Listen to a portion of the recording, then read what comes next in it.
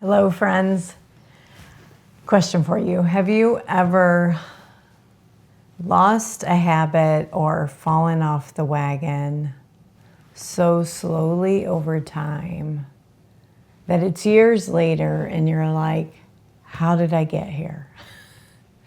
That is what today's video is about. We're making homemade laundry stuff together. Laundry detergent, fabric softener, and dryer sheets. And used to do this all the time. Even before we started homesteading, we were doing this. It was just an easy way to get harsh chemicals, irritants, and get to more natural, low waste solutions for common products that we were buying commercially. And brought that, process here when we moved and started homesteading. And I think what happened was like a multitude factor of things slowly happened over time. Number one, I wasn't like really super happy with the recipe I was using. To me, it left our clothes feeling very heavy. Like the detergent wasn't breaking down. It was creating buildup on our clothes. Sometimes like darks would have like residue on them. And that could be use from overuse too much of the detergent, but it also could have been the recipe. And so then we slowly just said, okay, let's just source an alternative, right? And that was things like our Grove subscription. I would buy natural, whether it was washer sheets that came in a cardboard box, whether it was refillable, pourable things, so less waste, use less of it, or things like Nellie's powdered detergent in a metal container that I could just buy refills and fill this up. And that process lasted many, many, many years, kind of just doing natural things. And then one day, the most recent purchase was this. You guys know what that is. It comes in the big orange thing. And I'm like, oh my gosh. So I had two major reactions. Just first was shock that entered our home. And then secondly, it was the harsh smells.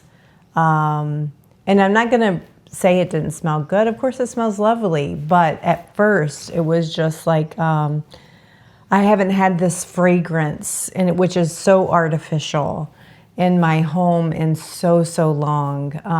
It was very hard for me to welcome it and enjoy it, and I'm just over it. So we did use the container, and I said, that's it, and no more.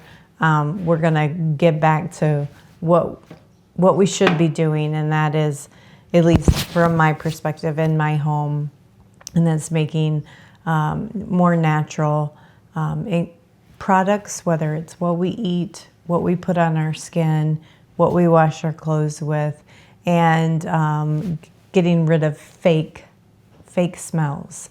I want just natural, what God's provided in glorious fragrance in the world, to be what I scent things with.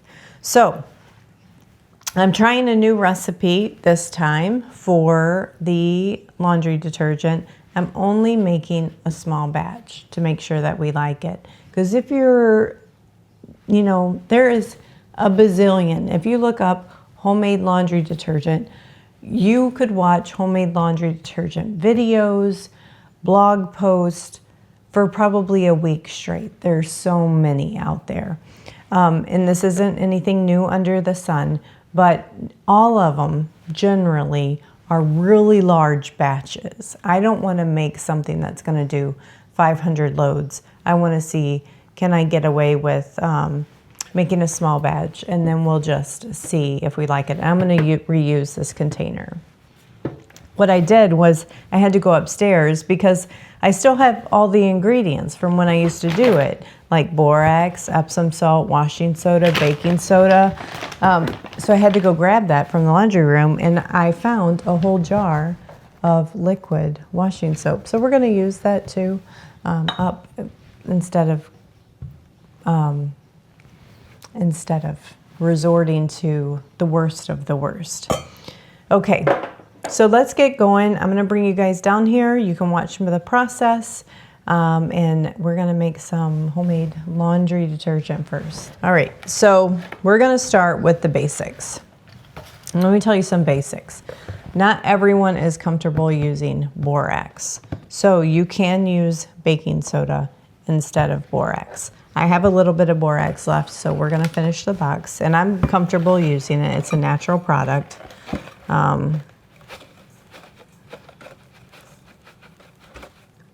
So we're gonna do 2 cups. I'm gonna do 1 cup, 1 cup borax, 1 cup baking soda. The difference in this recipe from the recipes I used in the past is I'm not putting any soap in it, meaning no Fels naphtha, no Zote soap, no Castile soap, you know, the hard soap bars that you grate up. I'm not doing that. And then this is washing soda. So we're gonna go in with 2 cups of washing soda. Almost. Which is fine because I am adding 1 store-bought ingredient, which I'll talk about in a little bit. It's going to go a really long way, that is sold in a paper container with very little plastic, hopefully. This is sea salt, just natural sea salt. And we're going to go in with about 2/3 of a cup of that.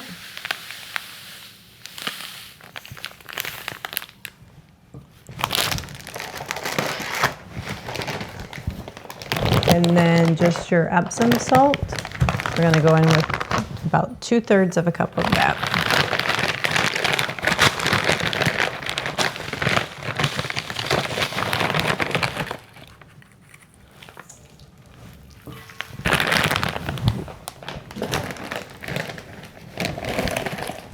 Now the one thing that I am using, which is basically kind of just a different combination of the ingredients I've already used, like the washing soda or the baking soda and the and washing soda and salt, but more in a different chemical, not chemical as in an added chemical, but a different chemical compound. So that's OxyClean, and I use excuse me, I'm going to take this off 1 second. I use OxyClean a lot because we get our clothes very, very dirty. And when I say dirty, it's things like oil and grease and tar from projects around the home. You know, whether Todd comes in and he has, you know, oil on some clothes from working on the tractor, or I get oil from cooking on my shirt. It's just a great product. I like it. And for the most part, it's natural. I haven't found anything that says it's not natural. Other than this one does have some of those fake little fragrance beads, which I wish that they wouldn't add to it. And I'm sure you can get the kind without the fragrance. This is just what I had on hand. Okay, so I'm gonna mix all that together. And this will go a long way, so I really hope we like it, because you're basically using this much per load. If it's a large load, like 2 tablespoons. Since I retired, I've taken over the laundry duties full time, and I'm enjoying it. And I look forward to being able to have time in my yearly routine where I make the laundry soap again and just have the time to do it. Okay, so let's go in with our lemon. We're gonna do like 25 drops of lemon. Okay. And get that all mixed in good. I'm gonna break up any of those little clumps where the essential oil got mixed in. And that's it. That's our laundry soap. So I'm gonna just refill my container. There's all those cutesy ones that are, you know, the clear with all the fun little wooden lids and stuff, but I have this. And I said, well, that's perfect. Alrighty. So nearly a complete full box of what this Nellie's was that we were using. So laundry soap has been remade. And the ingredients in Nellie's soap, just so you know, is a lot of, it's funny words like the sodium carbonate, sodium chloride, sodium metasilicate, and some alcohol. And it's very similar to what we're doing here today. It's just 100% natural products. And we really liked the Nellie's. Okay, now we're moving on to fabric softener. So we do use fabric softener regularly. The basic fabric softener is just vinegar. You just put vinegar in the fabric softener cycle and it softens your fabrics without leaving that vinegar smell. And it's, you know, great at just that final rinse cleanse. So I'm not doing measurements, guys, but I'm going just about all the way with vinegar. And then just to help things, like a lot of the recipes you see out there tell you to use hair conditioner in it. I'm like, I'm not doing that. We're gonna go in with some glycerin. And all this is gonna do, and maybe like a tablespoon to 2 tablespoons of glycerin. And all this is gonna do is help the essential oils I'm adding mix in well with the vinegar. And I am using a blend. Let me tell you what's in this blend. It's geranium, bergamot, cedarwood, clary sage, and lavender. And we're doing 60 drops. I won't do 60 because that's for a big batch. We'll just do like 30.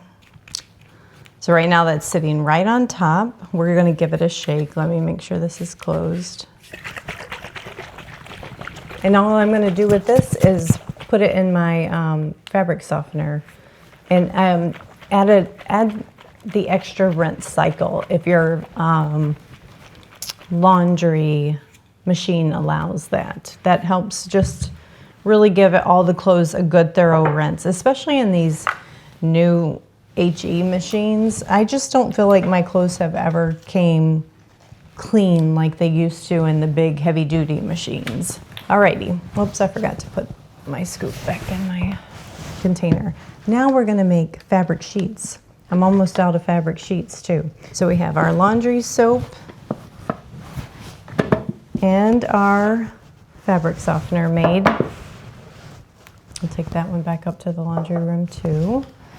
And for the fabric sheets, I just pulled down my container that I used to use.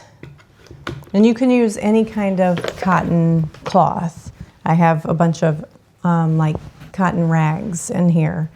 And 1, 2, 3. And I brought up some just cotton, like large dish towels. Now your laundry sheets are basically the same as your fabric softener. If you used a different recipe with your fabric softener, say like, what's an example? Where you use like conditioner or something else in it, you could add your fabric softener to your vinegar. But we're just gonna go in with our vinegar, about 2 cups. That's about all I had left. And then we're gonna do the same thing with our essential oil and glycerin. But the difference is we're gonna soak our rags in it, give that a good stir. Get those essential oils all combined. Then we're gonna soak all of our cloths. And then what I would do when I pull these out of the dryer, I just roll them back up and stick them back in the excess liquid till there's no more liquid that you can soak up. So they're all soaked, but you can see that there is a little bit of extra liquid in there. So I'm just gonna take these and roll them.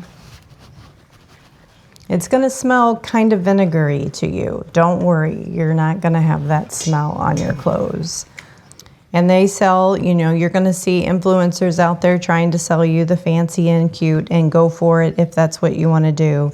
You know, kind of like dispenser containers for your homemade fabric softener sheets.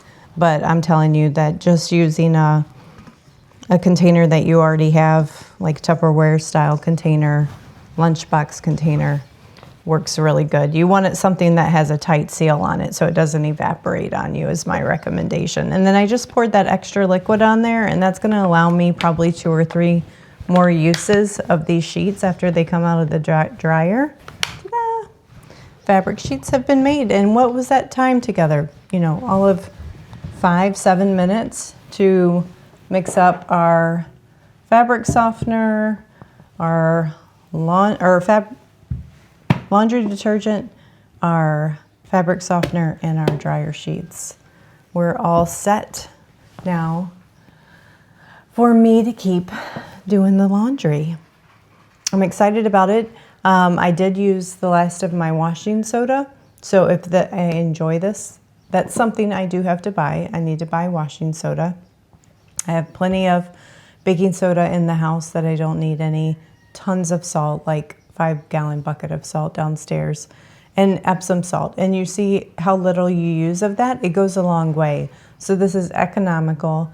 It's really reducing the waste. It's removing the harsh chemicals and skin irritants and those false and artificial fragrances out of your home. And they've been proven to be like hormone disruptors. And at my age, I need all the hormones I have left. So let's not do that. All right, so I'm going to carry this upstairs, restock my laundry room. And thanks for coming with me. If you guys have tips on, you know, what makes the best laundry detergent for me or for you, leave it in the comments below. I do want to leave you with a couple disclaimers. With this, with baking soda just generally, but specifically something that you should know is you would not want to add your vinegar-based products at the same time you're adding, like in the same cycle. If your laundry can't do a separate rinse cycle where it's holding back your vinegar softener, you don't want to do that. You would have to, you know, time it manually to walk up there and pour it in at the right time, because it's going to neutralize the activating power of the baking soda that is the scrubbing factor, you know, or the, you know, cleaning agent of the baking soda.